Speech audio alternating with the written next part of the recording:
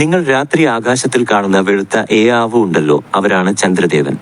സൂര്യൻ പകൽ വെളിച്ചം തരുമ്പോൾ രാത്രിയിൽ ഭൂമിക്ക് കുളിർമയും മനോഹരമായ വെളിച്ചവും നൽകുന്നത് ചന്ദ്രനാണ്. ചന്ദ്രന്റെ വെളിച്ചം വളരെ ശാന്തവും മൃദുവുമാണ്. അത് രാത്രിയെ കൂടുതൽ മനോഹരമാക്കുന്നു. ചന്ദ്രന് സ്വന്തമായി പ്രകാശമില്ല. സൂര്യന്റെ വെളിച്ചം ചന്ദ്രനിൽ തട്ടി തിരികെ ഭൂമിയിലേക്ക് വരുന്നതാണ് നമ്മൾ കാണുന്നത്. അതുകൊണ്ടാണ് ചന്ദ്രൻ ചിലപ്പോൾ പൂർണ്ണമായും വെളുത്തിരിക്കുന്നതും പൗർണമി ചിലപ്പോൾ ചെറുതായി കാണുന്നതും അമാവാസി. ചന്ദ്രന്റെ വാഹനമാണ് വെളുത്ത കുതിരകളെ പൂട്ടിയ രഥം. ഈ രഥത്തിൽ ചന്ദ്രൻ ആകാശത്തിലൂടെ സഞ്ചരിക്കുന്നു.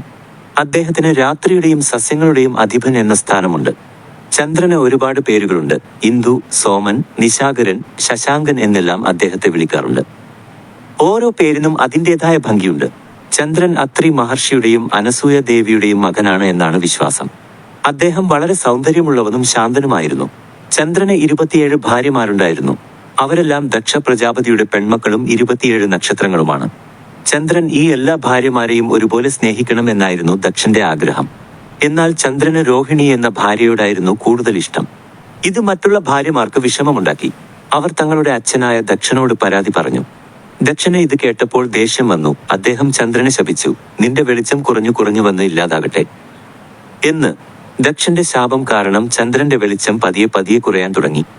ദേവന്മാർ വിഷമിച്ചു. അവർ ശിവഭഗവാനോട് സഹായം ചോദിച്ചു. ശിവൻ ചന്ദ്രനോട് പ്രാർത്ഥിക്കാൻ പറഞ്ഞു. ചന്ദ്രൻ ശിവനെ ഭക്തിയോടെ പ്രാർത്ഥിച്ചു. ശിവന് ചന്ദ്രനോട് ദയ തോന്നി. അദ്ദേഹം ദക്ഷന്റെ ശാപം പൂർണ്ണമായി മാറ്റാൻ കഴിയില്ല എന്ന് പറഞ്ഞു. പക്ഷേ ഒരു പരിഹാരം നിർദ്ദേശിച്ചു.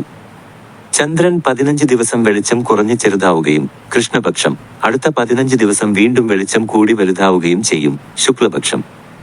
അതുകൊണ്ടാണ് നമ്മൾ ചന്ദ്രനെ പല രൂപത്തിൽ കാണുന്നത്. മറ്റൊരു കഥയിൽ ഗണപതിയുടെ വയറ് നിറയെ ലഡ്ഡു കഴിച്ച് എലിയുടെ പുറത്ത് സഞ്ചരിക്കുമ്പോൾ ഒരു പാമ്പിനെ കണ്ട് എലി വീണുപോയി. ഗണപതി വീണപ്പോൾ വയറ് പൊട്ടി ലഡ്ഡുക്കൾ പുറത്തു വന്നു. ഇത് കണ്ട ചന്ദ്രൻ ഗണപതിയെ കളിയാക്കി ചിരിച്ചു. ഗണപതിക്ക് ദേഷ്യം വന്നു. അവൻ തന്റെ ഒരു കൊമ്പ് ഒടിച്ച് ചന്ദ്രനെ എറിഞ്ഞു. ചന്ദ്രന്റെ വെളിച്ചം കുറഞ്ഞു പോകട്ടെ എന്നും ശപിച്ചു. പിന്നീട് ഗണപതിയുടെ ദയ കാരണം ശാപത്തിന്റെ ശക്തി കുറഞ്ഞു. ചന്ദ്രൻ മനസ്സിലെ ചിന്തകളെയും വികാരങ്ങളെയും നിയന്ത്രിക്കുന്ന ദൈവമായി കണക്കാക്കപ്പെടുന്നു. അതുകൊണ്ടാണ് രാത്രിയിൽ നമുക്ക് പലതരം ചിന്തകളും സ്വപ്നങ്ങളും ഉണ്ടാകുന്നത് എന്ന് പറയപ്പെടുന്നു. ചന്ദ്രനെ ആരാധിക്കുന്നത് മനസ്സിന് ശാന്തിയും സമാധാനവും നൽകുമെന്നാണ് വിശ്വാസം. പൂർണ്ണചന്ദ്രനുള്ള രാത്രികളിൽ പ്രാർത്ഥനകളും ധ്യാനവും ചെയ്യുന്നത് നല്ലതാണ് എന്ന് പലരും വിശ്വസിക്കുന്നു. ചന്ദ്രന്റെ ഈ ലളിതമായ കഥ നിങ്ങൾക്ക് ഇഷ്ടമായെന്ന് കരുതുന്നു. രാത്രി ആകാശത്തിൽ പ്രകാശിക്കുന്ന ഈ വെളുത്ത ഗോളത്തെ നിങ്ങൾ ഇനി ശ്രദ്ധിക്കുമല്ലോ. ചന്ദ്രദേവൻ എല്ലാവർക്കും നല്ല സ്വപ്നങ്ങളും ശാന്തമായ രാത്രികളും നൽകട്ടെ എന്ന് പ്രാർത്ഥിക്കുന്നു.